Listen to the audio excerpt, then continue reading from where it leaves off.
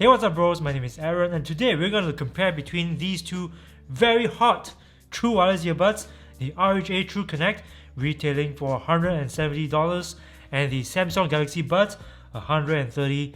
We're going to be comparing their sound quality, their audio to video latency, whether there's going to be any lag when you're playing games or watching videos on YouTube with the RHA TrueConnect. So we're going to be looking at these things, but first, some important things that you need to know about the earbuds. But before I continue with this video, I put up about 2 new videos every single week. So if you don't want to miss out on the new episodes of this channel, please consider subscribing by clicking on the subscribe button below and by ringing the notifications bell. Both of them are similar in some ways, such as USB-C fast charging, Bluetooth 5.0 support. They both support both SBC codec and AAC codec, but otherwise, they are quite different. For example, these have an app that lets you customize its EQ settings, touch controls. These do not. This contains a whole lot more battery than the Samsung Galaxy Buds.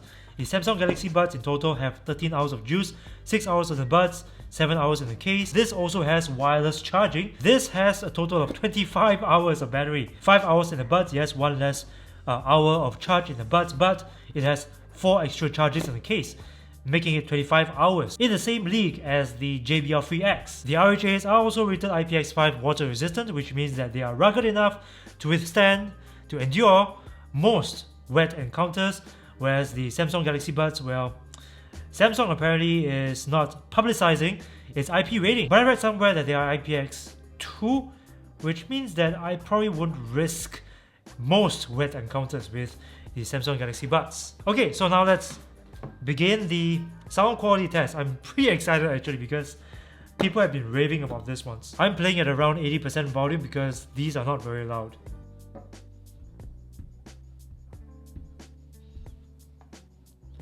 Okay, first thing about its sound quality that I like is that it's got this really rich, deep bass. It doesn't have a lot of punch though, but it's satisfying enough for me overall. However, I do feel that its sound quality is a little bit more on the mellow side, not as bright, not as clean as most other true wireless earbuds I've heard, and its track separation is just average. Now I'm going to switch over to the Galaxy Buds and see how they compare.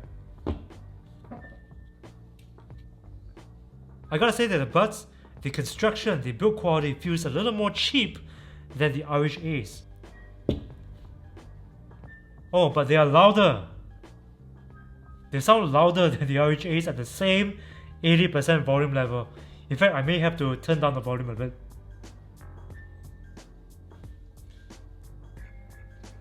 Okay, the Buds, they do sound cleaner, more clear overall.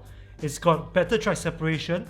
However, the bass performance, I have got to give it to the RHAs. The Buds out of the box, they sound a little thin on the bass. But the great thing about the Buds is you can jump into the wearable app by Samsung and adjust the EQ, boost up the bass, make it sound a little bit more full, but even then it's not as deep and rich as the RHAs. But overall for sound quality, I think that my vote has got to go to the Samsung Galaxy Buds.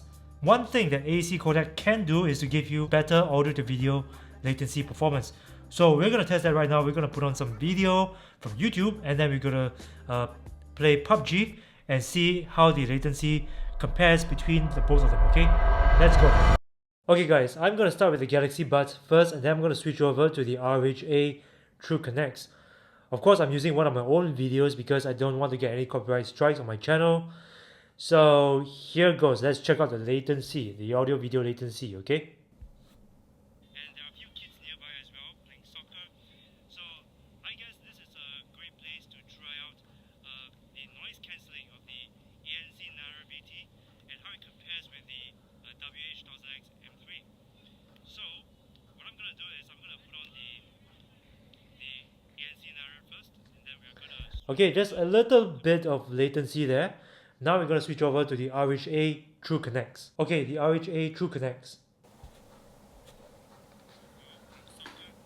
So I guess this is a great place to try out the noise cancelling of the ANC Nanoleaf and how it compares with the WH-1000X M3.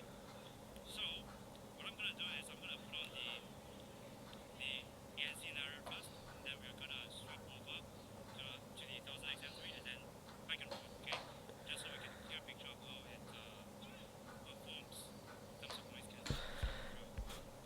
Yeah, the latency is about the same as the Galaxy Buds, but guys, you gotta take note that the YouTube app on Android is also doing some form of latency correction by deliberately holding back the video so that it aligns better with the audio. So we gotta test this with a game, right? Because games like PUBG don't have audio to video latency correction built into the app. So we're gonna do that right now. Okay, I'm playing PUBG, Galaxy Buds first, and as before, we're gonna see how much the sound lags, okay?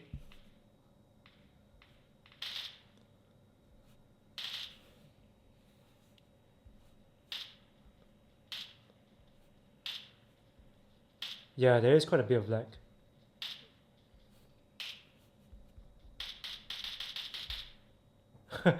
What a close shave. Okay, I better reload. There is quite a bit of lag with the Galaxy Buds, but we already knew that. So we're gonna switch over to the RHA TrueConnect and see if it makes any difference. Okay, this is for the RHA TrueConnect. Let's begin.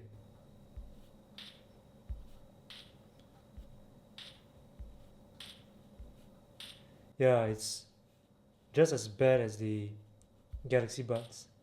Maybe a little worse. I think it's pretty clear that there isn't much of a difference between the both of them in terms of audio to video lag, latency performance, because after all they both support AAC codec. But after testing this and really putting it through its paces, there's a lot I want to say about the RHA TrueConnect. First of all, let's talk about the good things, okay? Its battery life, impressive. 25 hours of use in total, double the size of the Galaxy Buds, and way up there with even the likes of the JBL Free X and the Apple AirPods. Its IPX5 water resistant rating puts it ahead of the Galaxy Buds in terms of ruggedness, durability, superior build quality compared to the Samsung Galaxy Buds, and the case as well just feels a lot more premium, more durable than the Galaxy Buds plastic case. This has got a metal frame with a rubberized surface, so I feel a lot more reassured when I hold this in my hand. Really good. In terms of sound quality, it's got a richer, deeper bass extension, but in some areas, the Samsung Galaxy Buds just prove superior to the RHAs.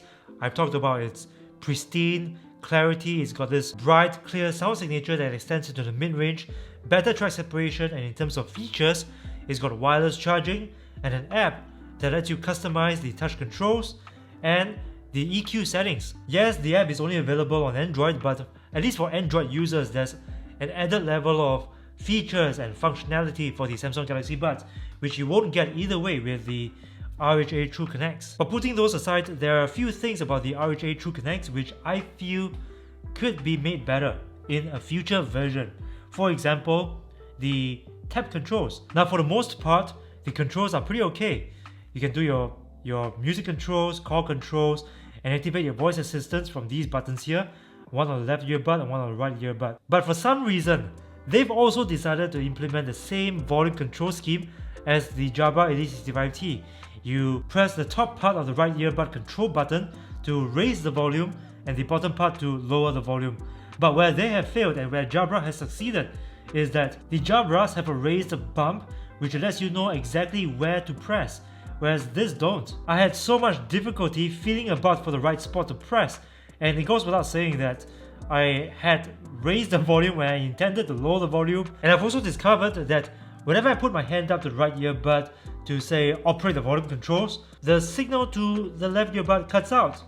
So I suspect that they may still be using Bluetooth instead of the more efficient NFMI or near field magnetic induction technology that most earbuds use nowadays. But this is just my conjecture. I hope I'm wrong, by the way. Overall, I feel that for the price of $170, this is a very capable pair of true wireless earbuds. Definitely worth a look. But bros, I want to know what you guys think about the RHA TrueConnects. Tell me in the comment section below what you like about them, what you don't like about them, and whether you want to see me compare these pair of earbuds to, say, another pair of earbuds. Tell me in the comment section below. Tell me what you think, okay? So thank you guys for watching. My name is Aaron.